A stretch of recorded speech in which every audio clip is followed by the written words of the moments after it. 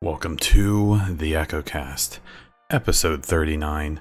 If you're new to the podcast, I'm Bon Diesel. If you've been here before, you're a gracious person. Thank you very much for coming back. I can't explain it, but I do appreciate it.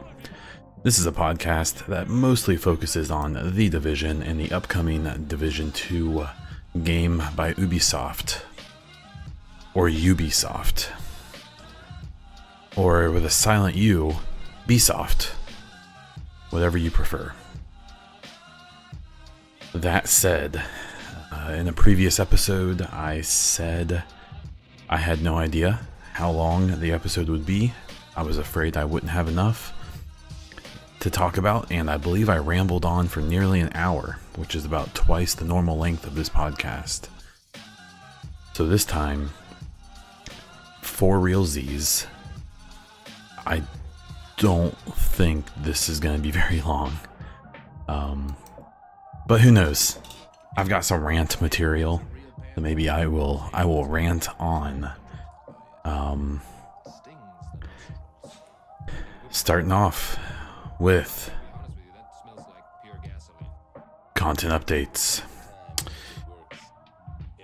So, if you didn't notice, I took last weekend off to play the technical alpha. And due to an NDA, that is about all I'm gonna say about that. I do feel bad taking that time off. Support has been really awesome lately, especially considering I've basically gone back to just playing the Division. I understand that not everyone's still excited to watch that game at this point. So, it was a bummer taking that weekend off, but it was obviously it was a I don't know if I'm allowed to say my enjoyment of it or not. But it was worth it to take a little time off and check that out and try to give some feedback and say the things and so on. So other than that, you may have seen on Twitter that I got a Cooler Master CPU cooler. I was actually planning on trying to overclock my CPU a little bit. Long story short, I ended up not installing it because I would have had to have removed the motherboard to put a bracket behind the motherboard. And if you don't know, I actually am using a highly modified Dell XPS computer that taking apart and especially removing the motherboard, those things are meant to go together and not come apart. You can't remove the back side of the case to get access to the back of the motherboard. It's actually riveted in. There may be a way to pop it off, but honestly, it's in good shape and it works. So my CPU temps are pretty reasonable anyways, so I'm not I may still try to boost it just a little bit, maybe get myself up a little, but yeah, so that failed. That's not happening. Maybe one day here in the next year or two I may upgrade to a new computer. We shall see. Save the game recap. This section should sound familiar. No state of the game. Something to keep in mind is that I'm recording this podcast on Saturday evening in the United States. I believe the entire Division 2 staff, everyone from top to bottom, is on vacation from, I believe, Thursday or Friday, I assume until the new year. So don't expect anything coming up, over around Christmas. It's not going to happen. I would honestly barely expect to see any updates or anything. Maybe a cool surprise like beta announcement or something around Christmas. That would be rather neat, but I'm not going to count on it. I would assume complete radio silence until the new year. That said, I am going to reiterate the way I have in the last few podcasts to the lovely people who are willing to listen to me every week. We need clarification on the stash box, what the additional activities are on the season pass, and things like the PC anti-cheat and things like that. It needs to happen, and I'm not even being salty about it. I personally am rather confident that it's going to be handled correctly. These are the type of things that it's not even hype building. it's hype allowing to give these kind of details. If people aren't worried about what the season pass is, and if they aren't worried about, you know, additional activities, and, you know, if people feel comfortable not getting the season pass and feeling like they won't be screwed completely, that's not a bad thing. I know a significant number of people who really want to pre-order the Division, but they're scared to, because they're scared that there's going to be something shady in it, or that there's going to be something silly. I don't think the stash space is going to matter. I'm sure the additional activities may be neat for people who have them, but won't be game breakers for those who don't.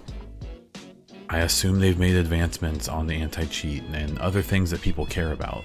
The problem is that not everyone is as glass half full as I am, and they don't have to be. I completely understand if they're not. A lot of people felt screwed over by Division 1. I stuck with it. I kept playing it because it satisfied something the game never had for me, but not everyone's the same as me. Not everyone likes the game as much as I do, or was willing to stick with it the way I did, and that's okay. Those are the people you're going to have to win back. For this game to be successful, those people who felt screwed by the first game are the ones who are going to need to feel comfortable about this game. So, releasing that information would really help with that. It would give the people making crappy, stupid videos, speculating about things and feeding a group or a minority of the people involved in the community of this game. You would put an end to a lot of silliness, and you would probably get a crap ton of new pre-orders and such from people who are worried about things that probably won't be a problem. So just let us have it. Don't wait till the last minute. It's only gonna keep coming back up. That said, Division news. This may be a salt-filled podcast this week. It's Christmas week. No one's probably gonna listen anyway, so it's all good. The Mountain Dew promotion. So we now pre-order drinks from PepsiCo to play in the beta for Division 2. Okay, so let me get a few summarizations, a few summaries off my back here. First, let me clarify what this is, because I've noticed that people seem to be confused. You don't have to get this. You don't have to pre-order Mountain Dew in order to play in the closed beta. Now let me clarify. We're expecting the private beta, the one that comes with the pre-orders for the game, in January. I think it's been assumed that the closed beta that people signed up for free around E3, that the closed beta would probably be in February. And that's going to be for everyone who's in the private beta and for people who signed up around E3 and even today.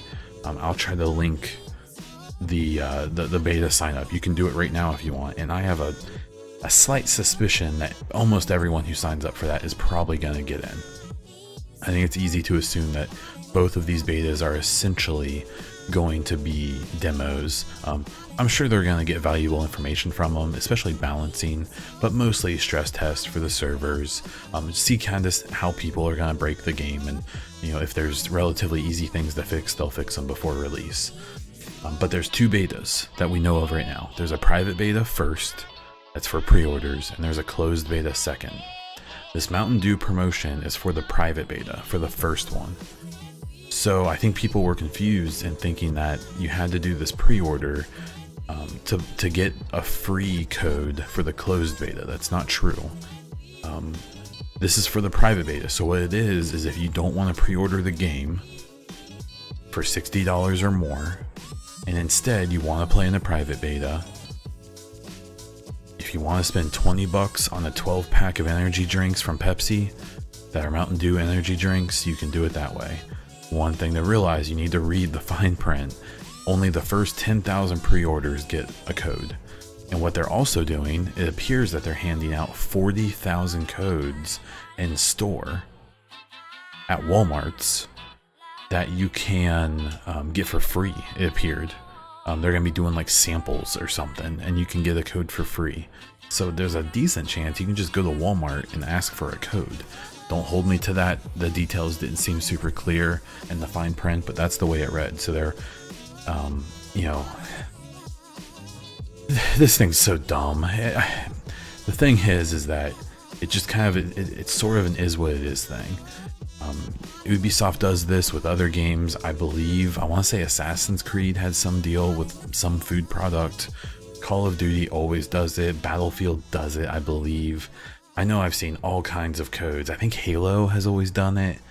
I get that it's dumb, but you know, there's you know, this has just been another opportunity for, you know, sensational people to tee off and you know, pretend like everyone's, you know, about to be enslaved because Ubisoft made a deal with PepsiCo. Like, it's two giant corporations making a marketing deal. Yeah, it's lame. Yeah, it's dumb. I don't encourage people to do it. If you want to, whatever. It's your money, you know. But you know, at the same time, you've got people like Jim Sterling and stuff who, you know, saw a ripe opportunity to complain about something. And I've said it before and I'll say it again, just please never stop remembering that people like Jim Sterling have just as much invested in controversy as Ubisoft does in making more money. You know, it's a different level of money. I'm not saying that people like that make as much money as Ubisoft. They obviously don't, but there definitely is a financial incentive to sensationalize what may be otherwise not that big of a deal situations. Maybe I'm wrong, maybe I misinterpret him and other people, and that they purely have the player at heart. They don't make any money, they donate every penny from their videos, that they have nothing invested, they have nothing to gain from sensationalizing things in all kinds of video games, obviously not just The Division.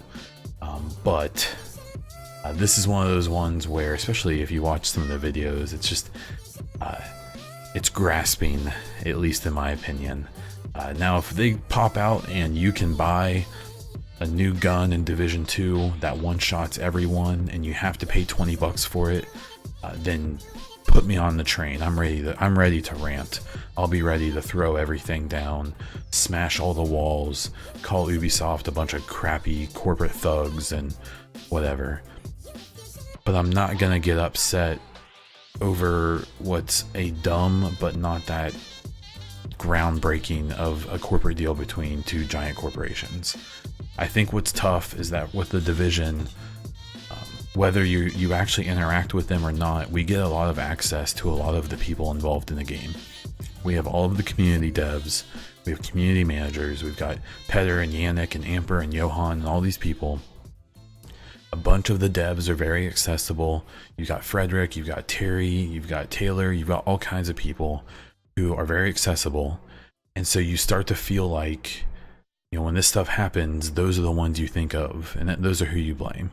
Those guys don't have anything to do with this. They don't even care. They would probably prefer if this stuff didn't exist, because it just makes their job harder.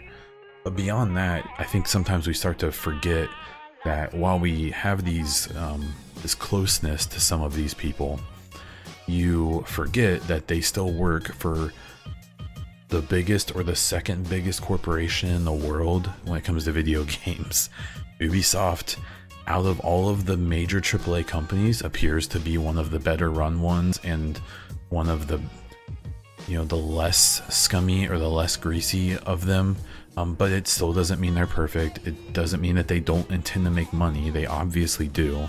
And deals like this, I think are kind of ludicrous. They're kind of silly, especially when you think about the idea of pre-ordering soda. But just don't do it. If you think it's dumb, then don't participate. I suggest voting with your dollars.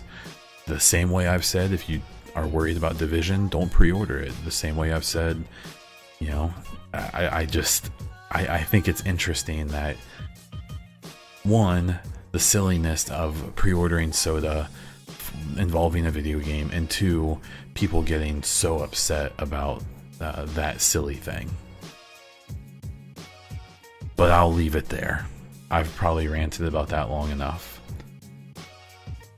honestly, to me, it just seems I think at least Ubisoft's being honest about what they're doing. They're just trying to make some money. I'm sure they have some deal with Pepsi, and people need to realize too that with this free DLC we're getting and what looks like pretty minimal advantages with the season pass, they're gonna make that money somehow. So instead of doing a season pass that splits the player base, maybe they're gonna do some deals with Pepsi. And maybe they're gonna seem really lame and stupid and ridiculous and obnoxious. And it's fair to think that they are. I think it is. But maybe it's the way that they're gonna justify not charging us and splitting the player base. I don't know. I'm gonna get called a shill either way. So at some point I just kind of close my ears and smile and move on.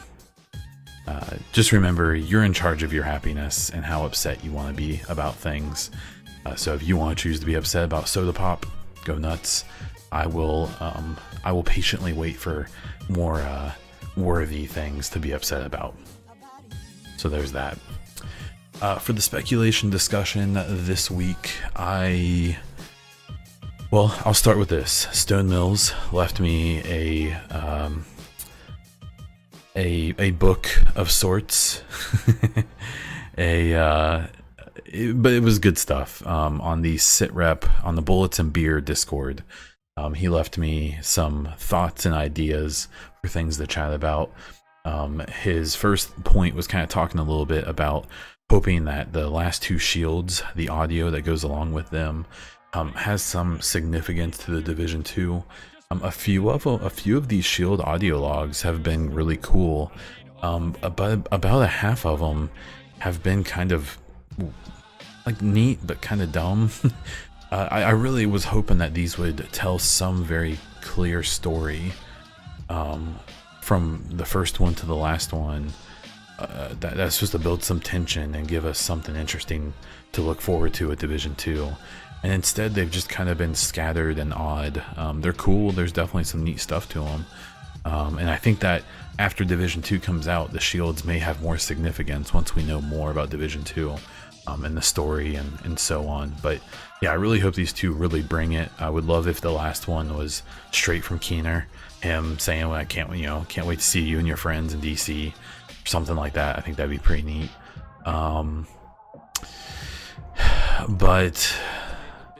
But yeah, I don't know. I don't know what they're gonna do. I will have hope though. His next point was talking about how cool it would be if in February or the first week of March or something there was some kind of little update in Division 1 that would have some kind of significance for Division 2. So the radio recordings that we hear with the Westside Pier messages, the secret mission, all those things would be kind of neat if they updated those. I agree, that'd be really cool. I'm gonna be straight up, I'm not anticipating that in any way, shape, or form, but I'd be more than happy to be wrong and to get some of that information. That'd be neat. He talked about some kind of like supply drops or something that would have like the DC crest on them or something, just to kind of that last month or two people could wear some cool cosmetics that are have something to do with DC or Washington or as much as I would love that, I genuinely think that'd be sweet. I'm not expecting Division 1 to get anything significant ever again. And that's okay. I'm not mad about that. I get it. It's not... I've said a lot that there's a lot more I wish that would have come of Division 1. A lot of the things we're seeing in Division 2 seem like completions of Division 1. Which will be interesting to see, like the betas and the final release, and see all of that. I've been saying for a while, for months now, that I think Division 2 is going to be what they initially intended Division 1 to be and more. I think a lot of those ideas you saw in those 2013 trailers and stuff will show up, and then some. So I would love some kind of cool little thing like that to pop up in Division 1 next month or in February, just to kind of as a nice little send off. But I'm not gonna hold my breath if I have to be honest. The last thing he kind of chatted about was just asking about like the kind of the logistics of, you know, how would these agents even get to DC. So what we know, or what we've assumed, is that there's the West Side Pier mission and that those 2 audio logs that you had to grind resistance for in the West Side Piers kind of give this idea, and it's kind of been confirmed by the trailers and stuff like that for Division 2, that basically things have gotten so bad across the world that they've initiated this Omega protocol, I believe, that's calling all of the agents who are still living back to their headquarters. So it seems like in the eastern or northeastern United States, they're being called to DC. I believe in the southeast, they're being called back to New Orleans. In the west, up to places like Seattle. I want to say London, England was one of the cities mentioned in the West Side Pier secret mission, which lends us another thing Stone Mills talked about, was leading us to believe that you know, the division agents aren't United States only, but I suspect they're controlled by the United States. I don't know. That's one of those things I bet we're going to learn a lot about here in a couple months. So one of the things that Stone Mills brought up was, well, how in the world do these people, how are they going to go like from New York City to DC? Well, I'll look it up here, you know, in the middle of this. So that's it's 220 miles.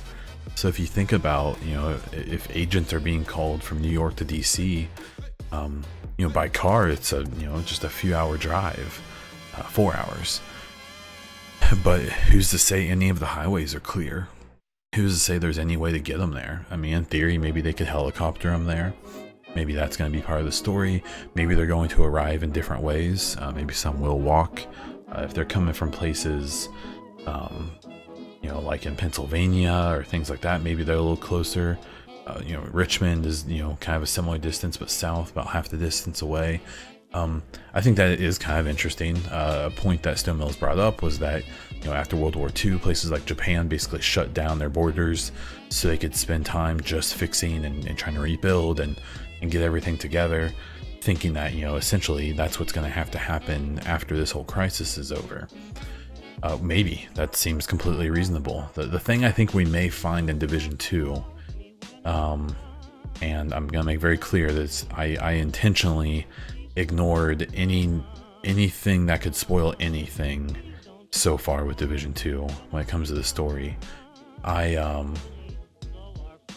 have a feeling that we're gonna find that the first virus and this initial crisis isn't the last of the concerns, that I suspect that Division 2 is gonna deal with, you know, maybe a second crisis of some type, a second disease or something that very well may permanently end, you know, society as we know it.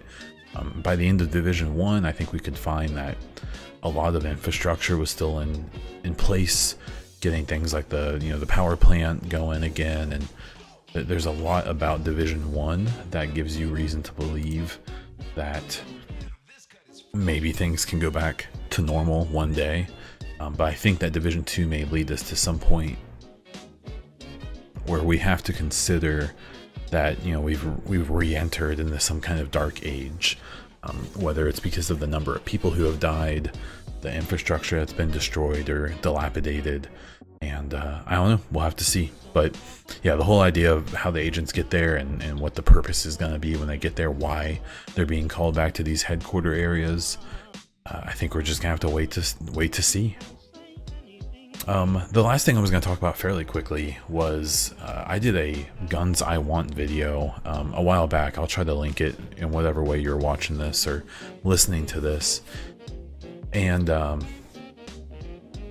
I saw some talk between Eidolon Fox and Frederick and some other people about the AN-94. So what I figured is I would go through this list and pick out a few guns that I'm still really hoping we get in Division 2. So the AN-94 is one I really want. If you aren't much of a gun person, the AN-94 is a Russian firearm that it kind of looks like a AK-47, guns that people are fairly familiar with. The weird thing about the AN-94 is there was a time, and it still exists, there's still some looking into this, where militaries wanted to be able to give the average foot soldier the ability to lay as much firepower into an area as quickly as possible and as accurately as possible. So a big problem with like fully automatic guns, whether you've watched too many movies or not, is that with like a fully automatic gun, if you just hold down the trigger, you probably are going to miss what you're trying to hit. Fully automatic fire, for the most part, is very inaccurate, especially fired from like a rifle or something like that. So the AN-94 tried to work on that by essentially firing 2 bullets at the exact same time. The whole idea with the AN-94 was that it would fire 2 bullets so fast that when you pulled the trigger, before you felt the recoil from the first bullet, it would fire a second bullet. So you would have 2 bullets flying at the same target at once, and then you would feel the recoil. And the way it accomplished this was by some really funky technology, and some fairly unreliable technology, where the barrel, when you fire the gun, actually moves back and picks up a second round and fires it kind of in one motion. And needless to say, I'm not under the impression it was a super successful gun, but when it comes to video games, this sounds like the coolest thing on earth.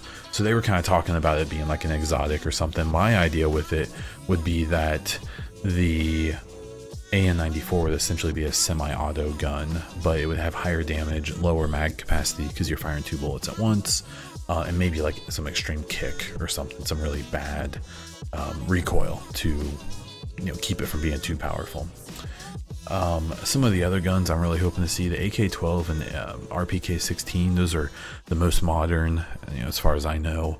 AK-47 variants, basically they're just very modern. They have all the rails and all the attachments. I believe the AK-74 and the AKM in Division 1 is relatively similar, but this is, if you look at the pictures comparing all of them, the AK-12 and RPK-16 are definitely, you can tell they just, even if they just look more modern, that's, I think that'd just be neat.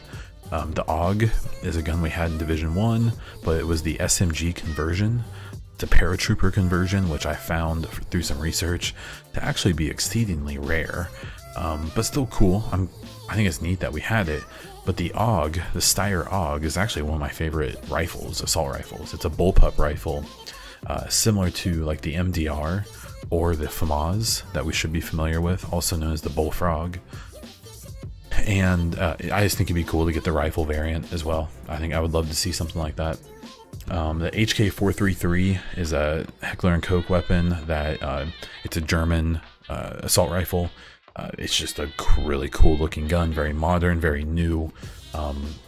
It's supposed to be kind of a successor to the G36, even though the G36 is still a relatively highly used weapon and a very good weapon still. The IWI Tavor, it's an Israeli bullpup rifle. It's just so freaking cool looking. If you've played a modern military game like Battlefield 3 and 4, I believe, you would know this gun if you saw it.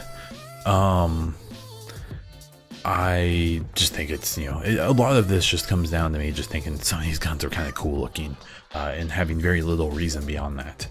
The Glock 17, I would love to see a Glock in Division 2.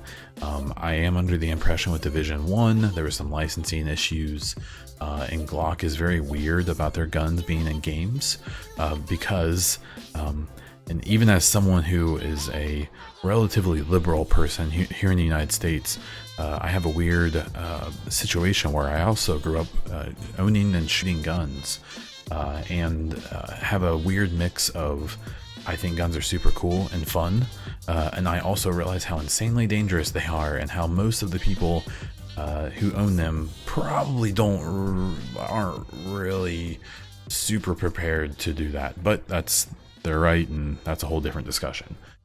Regardless, to me, I find it kind of funny that a gun company doesn't like the idea of their guns being in games killing people, just because it seems a little tone deaf, especially from a gun company who equips a large number of police and military.